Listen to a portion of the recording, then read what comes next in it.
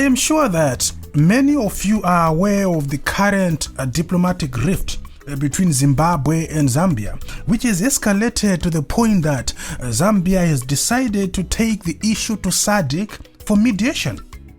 Now, in case you haven't been following the story, the Zimbabwean president, Emmerson Mnangagwa, attacked the foreign policy of Zambia, alleging that the Americans are building their military apparatus in Zambia for the purpose of isolating Zimbabwe. Now, the Zambians deny this, and in fact, the issue was discussed in the Zambian parliament. That tells you the seriousness of the issue. Zambia has officially said that the words of President Mnangagwa are an attack on the sovereignty of Zambia. This is huge. The Zimbabwean ruling party, ZANU-PF, is adamant that Zambia's relationship with an American military entity called AFRICOM is a security threat to Zimbabwe, but Zambia insists that there is nothing sinister about its relationship with AFRICOM. So today, we want to go deeper and find out more about this entity called AFRICOM and why Zimbabwe is feeling uncomfortable about it. What is the agenda of AFRICOM? Is there anything sinister about AFRICOM? Should Zimbabwe be feeling uncomfortable about Zambia's relationship and dealings with AFRICOM?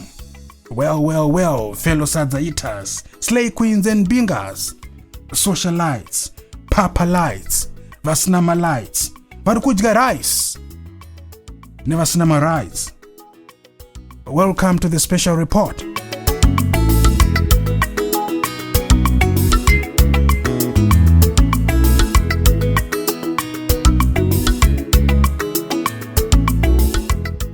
This is a continuation of my coverage of the Zimbo-Zambi rift, the diplomatic tension between Zimbabwe and Zambia.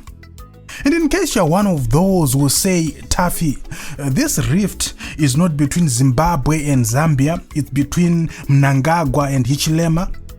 Well, of course you're right, but you're also wrong. You see, the actions of Mnangagwa in his official capacity are attributed to Zimbabwe. The actions of Hichilema in his official capacity are attributed to Zambia. When your president speaks, he speaks on your behalf. When President Hichilema signs a treaty, we say Zambia has signed such and such a treaty. Actions of presidents in their official capacities are attributed to their individual countries. And this is why it's very important to elect competent leaders who will represent you in good faith, because once in office, they act on your behalf. So when you vote, that act of putting an X on a ballot paper is an act of surrendering your individual sovereignty to an elected official. So an elected president of a country is the embodiment of national sovereignty. And national sovereignty is the sum total of our individual sovereignty as citizens. But anyway, let's get back to the topic. AFRICOM, this military entity which was debated in the Zambian parliament, this military entity which makes Zimbabwe so uncomfortable to the point that its president goes all the way to Russia just to whinge about it. What really is AFRICOM? Well, to understand AFRICOM, we need to start at the foundation level. You see, AFRICOM is a creation of the United States Department of Defense. What is the United States Department of Defense, and what does it do? Well, the US Department of Defense is the equivalent of the Ministry of Defense. You see, in the USA, they don't have ministers. Their cabinet ministries are called executive departments, and these executive departments are led by secretaries. These secretaries are the cabinet of the USA. So, for example, the Ministry of Agriculture is called the Department of Agriculture, and the Minister of Agriculture is called the Secretary of Agriculture. The Ministry of Defense is called the Department of Defense, and the Minister of Defense is called the Secretary of Defense. So there you have it. The US Department of Defense, popularly known as the DoD, is the one responsible for coordinating and supervising all agencies and functions of the US government which are directly related to national security and the United States Armed Forces. And as I said before, the Department of Defense is headed by the Secretary of Defense, who is the equivalent of a Minister of Defense. Remember, we said that there are no ministers in America. Their ministers are called secretaries, and these secretaries are heads of departments, and these heads of departments are the cabinet of the United States of America. Remember, in doing all this, we are trying to find out why and how AFRICOM was formed, because understanding this may give us a better appreciation of why this entity has become a contentious subject between Zimbabwe and Zambia. Now, stay with me. Let's dig deeper into the composition of the US Armed Forces. You see, the US Armed Forces have 6 branches, and these are the Army, Air Force, Space Force, Navy, Marine, and the Coast Guard. Of these 6, only the Coast Guard is managed by the Department of Homeland Security, which is somewhat similar to the Ministry of Home Affairs, even though in America, the police are a responsibility of state governments, not the federal government. Remember, America is a federal system of government, but that's a subject for another day. I apologize for digressing.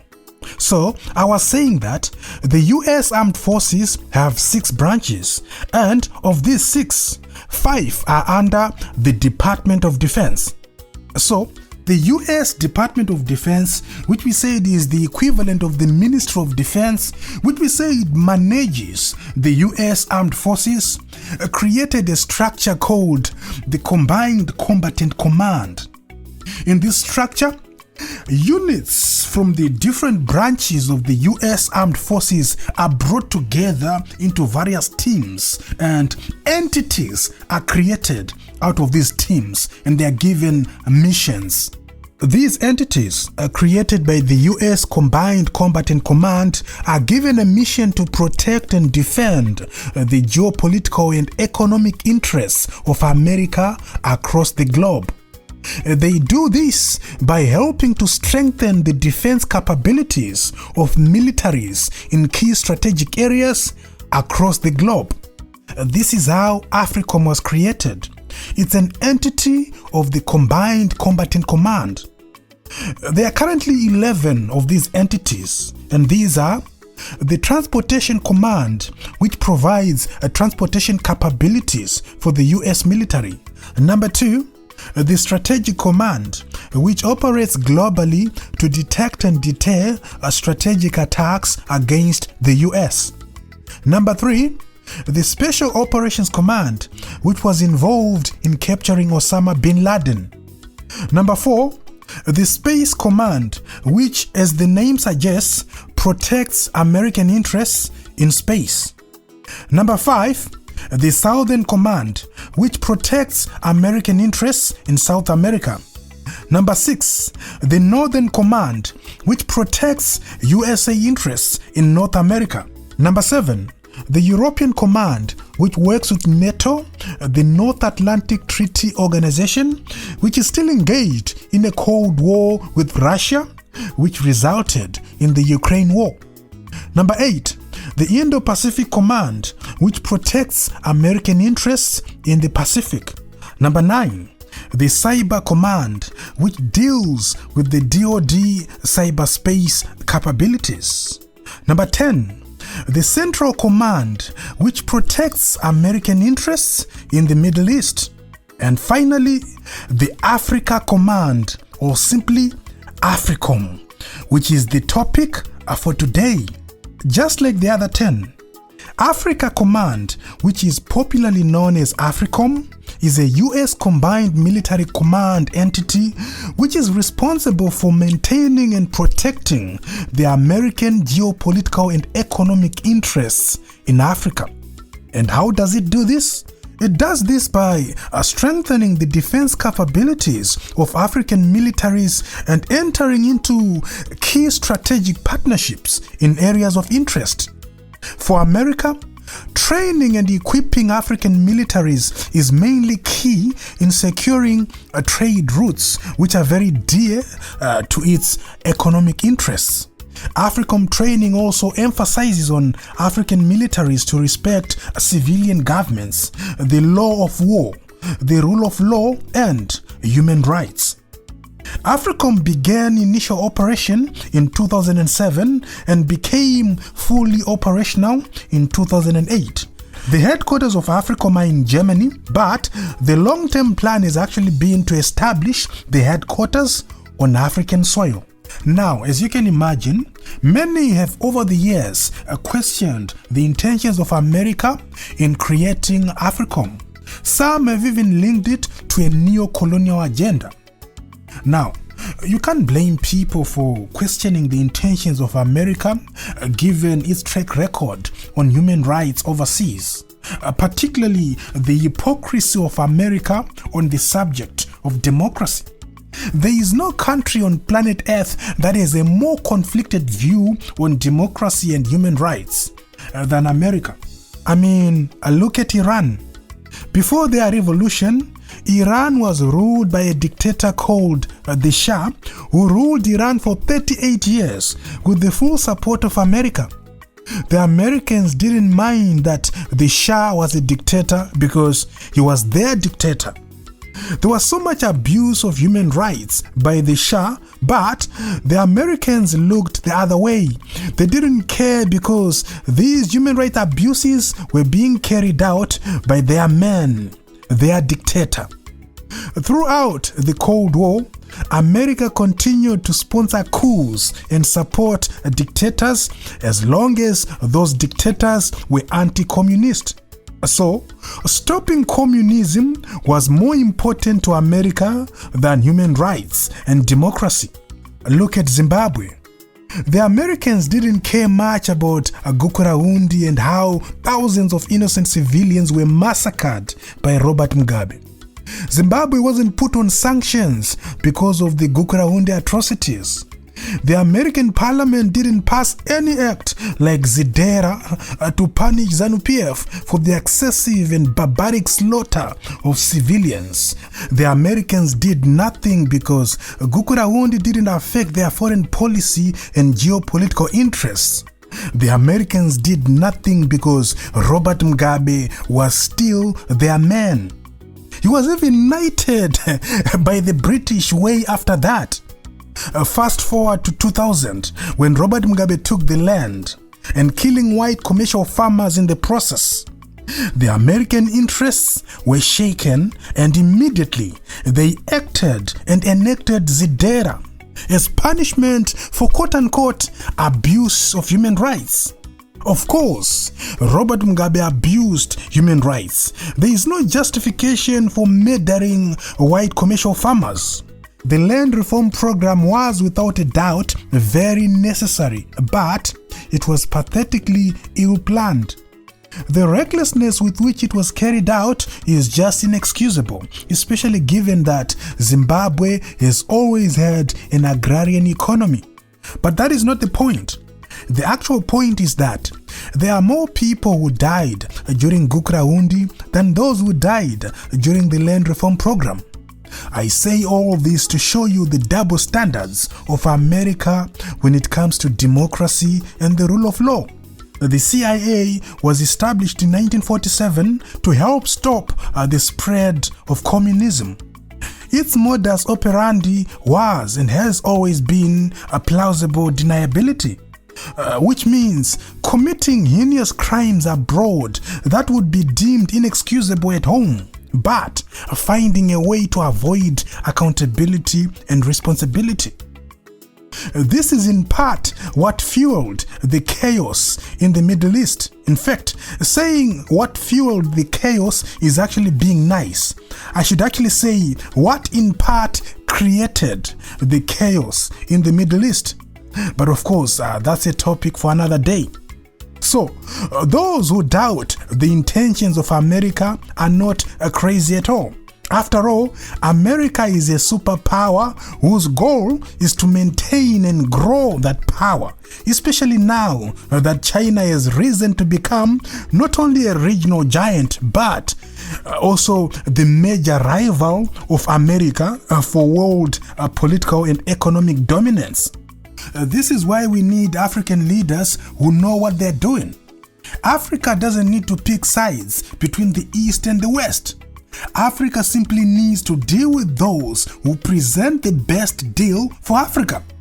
This business of dumping the West in order to become subservient to the East must stop forthwith.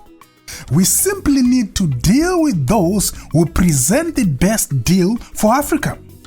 And if no one is presenting the best deal, then let's demand for one. After all, the world can do without African resources.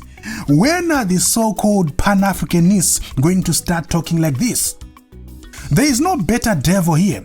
America and China are seeking world dominance. That is what superpowers do. So it's not surprising that AFRICOM was created to protect the interests of America in Africa. This is not a shadowy organization, so its presence and operations are known. AFRICOM has over the years worked with various African governments since its establishment in 2007. So Zambia is not the only African country to partner or be assisted by AFRICOM. I say this point to emphasize the fact that this is not something new in Africa. Many African countries have hosted AFRICOM instructors. In fact, AFRICOM's annual Special Operations Exercise, dubbed Exercise Flintock 24, was recently held in Ghana and Cote d'Ivoire this past May, and it involved about 30 countries. So, the activities of AFRICOM are well documented across the continent. Zambia is not the first African country to deal with AFRICOM. It's also not the only SADC country that has a good working relationship with America, by the way. In fact, Botswana's relationship with America is more entrenched compared to the USA-Zambia relations. The official website of the US Department of State says that the United States considers Botswana an excellent democratic partner. Notice, it doesn't say a good democratic partner. No, it says an excellent democratic partner. The governments of Botswana and the United States jointly operate the International Law Enforcement Academy in Gaborone. Furthermore, the U.S. International Board of Broadcasters operates a major Voice of America relay station in Botswana, serving most of the African continent. You will know that much of rural Zimbabwe has always depended on the Voice of America's Studio 7 for credible political news. Not only that, the United States and Botswana are co-hosting the 2024 African Chiefs of Defense Conference in Gaborone. This is the first time ever for this conference to be hosted on African soil. AFRICOM will give a keynote address in this conference. I am telling you all this to show you how entrenched the Botswana-USA relations are. So the question is, what makes the case of Zambia different, and why is Zimbabwe taking a great exception? Why isn't Zimbabwe making noise about Botswana? Because there are two issues here. The issue of Zambia's sovereignty and its right to choose its friends no matter who those friends are. Then there is a second issue of Zambia befriending a foreign power that is aggressive towards Zimbabwe and assisting said power to destabilize Zimbabwe. Those are two fundamentally different issues. Without a doubt, Zimbabwe has no right to tell Zambia which countries to deal with. Zambia is a sovereign nation and reserves the right to choose its friends, just like Zimbabwe chooses hers. Zambia can't tell Zimbabwe who to befriend, and Zimbabwe can't tell Zambia who to befriend either. What is good for the goose must be good for the gander. Unless, of course, if the gander is propaganda made in Uganda. Don't mind me, I just wanted to rhyme because I kind of miss doing that. But in all seriousness, Mnangagwa has every right to raise eyebrows if indeed Zambia is befriending a foreign power that is aggressive towards Zimbabwe and assisting said power to destabilize Zimbabwe. That is the only ground that warrants and justifies any form of backlash from ZANU-PF. But the problem is Paribe evidence. Zimbabwe hasn't provided any proof at all that Zambia is working with America to destabilize it. Merely saying that Zambia is working with AFRICOM is no different from the Zimbabwean military getting help from China. The Zimbabwean military has gotten a lot of support from China. Mnangagwa's son has received military training in China. Zimbabwe and China have bilateral relations that cut across the entire political, economic, and military spectrum. How is that different from what the Zambians are doing in improving and strengthening their bilateral relations with America? Should the Zambians stop dealing with the Americans simply because America is aggressive towards the Zimbabwean regime? Zimbabwe is not a superpower, ladies and gentlemen, so it doesn't get to tell its neighbors who they can't play with. That's an attitude of arrogant, great powers, and only they can pull it off because they can back it up. That's why you see Russia telling Ukraine, you can't join NATO. Without a doubt, Ukraine is a sovereign nation that has a right to choose its own friends. But here's the conundrum. Ukraine shares a border with an arrogant, great power, Russia. And Russia says it doesn't want its enemies building military bases on its doorstep. Russia is against NATO expansionism. That's the conundrum that Ukraine finds itself in. This is a continuation of the Cold War, which started in 1947. But Zimbabwe is not Russia and Zambia is not Ukraine. If Zimbabwe feels threatened by the foreign policy of Zambia, then these things are best discussed at relevant and appropriate platforms like SADC and the AU. No amount of going to Russia about it will fix the issue. No amount of casting aspersions will fix the issue. Zimbabwe and Zambia are one. Superior logic must prevail. Kudos to the Zambian government for so far having been very diplomatic about the whole issue and seeking to have it resolved by the appropriate bodies. One hopes that the Zimbabwean government will follow suit. But whatever happens, I'll be here to marinate you with all details without fear or favor, because on this platform, we say it as it is. And as always, thank you so much for watching. And if you enjoy the content, please like and share.